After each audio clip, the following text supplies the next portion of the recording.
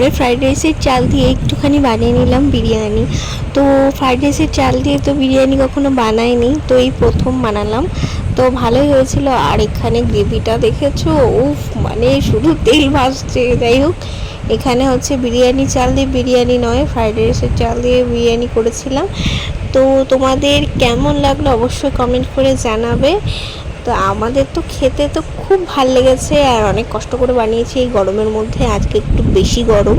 তো যাই হোক, অনেক দিন খেতে মন চাইছিল, তো হট করেই বানিয়ে নিলাম। কেমন হয়েছে কমেন্ট করে জানিও, আমাদের তো খুব ভাল লেগেছে।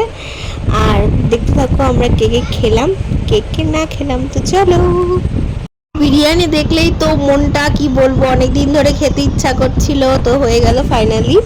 তো এই যে এখানে এটা আমার কাকার মেয়ে, আর এটা আমাদের পুচকু। দেখো এখন বলবে হাই, এরকম বলবে, দেখো হাই। দাঁত ফোগলা, দাঁত ফোগলা একটা আমার ছোট্ট মেয়ে। তো দেখো, উফ, যা গন্ধ হয়েছিল না, উফ, স্মেলটা খুব দারুণ।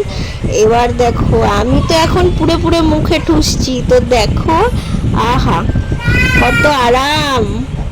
তারপর একটু পেঁয়াজ মুখে নিয়ে নিলাম, তো দারুণ। বিরিয়ানি খাওয়াটাই মজাটাই আলাদা।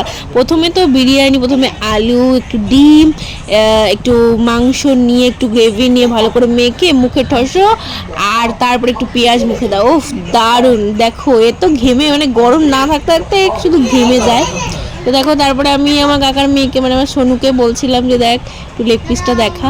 তো ভিডিওটা এই পর্যন্তই ছিল, কেমন লাগলো অবশ্যই কমেন্ট করে জানিও।